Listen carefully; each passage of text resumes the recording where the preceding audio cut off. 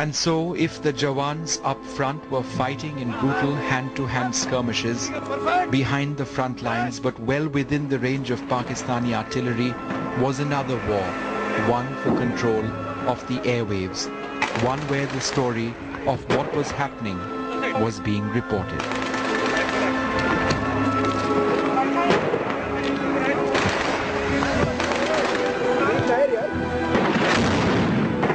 All of a sudden, Kargil and Dras became household names as the nation tuned in to catch the latest on what was happening on the war front. This was war with a human face. The soldiers we spoke to were the same men to fight the enemy.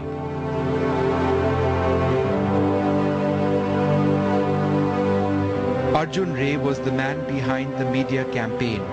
He came up with what the army called MPRUs, or Mobile Public Relations Units, essentially a permit system to take select journalists to places where they could see firsthand what was happening. If the reports were negative, Ray could have lost his job.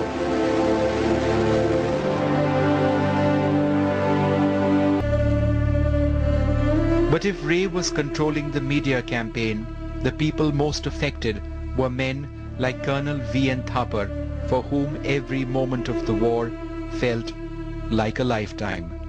Like thousands of other families out there whose sons and daughters were fighting for the country, Colonel Thapar knew that he may never see his son again. Today, though, the Colonel is a proud man.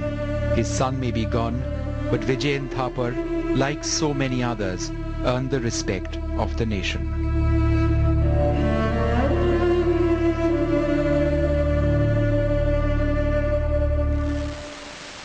The spirit which won the day in Kargil is quite evident in my son's last letter, which he wrote 2 hours before he left for the attack. I'll read it out. Dearest Papa, Mama, Birdie and Granny, by the time you get this letter, I'll be observing you all from the sky, enjoying the hospitality of Apsaras. I have no regrets. In fact, even if I become a human again, I will join the army and fight for my nation. If you can, please come and see where the Indian Army fought for you tomorrow. As far as the unit is concerned, the new chap should be told about this sacrifice. I hope my photo will be kept in the A Company, Mandir with Karni Mata. Whatever organ can be taken should be done.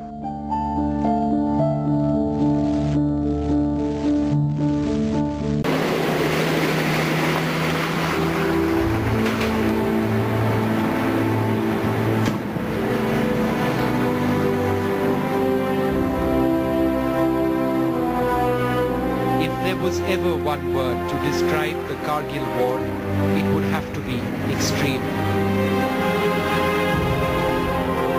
Even today, after countless stories on the war have been written, there is nothing more astounding than the fact that Indian soldiers actually managed to climb those heights.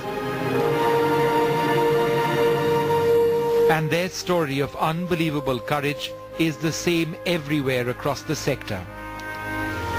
After crawling uphill on near vertical snow-covered slopes, Indian Jawans invariably ended up face to face with the enemy, and almost always the Pakistanis held the edge, firing down at the Indian soldiers, often pinning them down or shooting them to pieces. The lucky few who survived the barrage went on to close-quarter combat with the Pakistanis. By the time these men had made it to the Pakistani posts, they were injured, battered, hungry, but desperate to end the combat and win back what was theirs. Kargil was the start of a new chapter for the Indian Army, and the causes of the war and the reasons why intelligence agencies were unable to detect the Pakistani intrusion resulted in profound changes in the structure and thinking of the Indian Armed Forces. More than anything else, It was a lesson to the armed forces that no region of India, no matter how extreme, could be left unattended.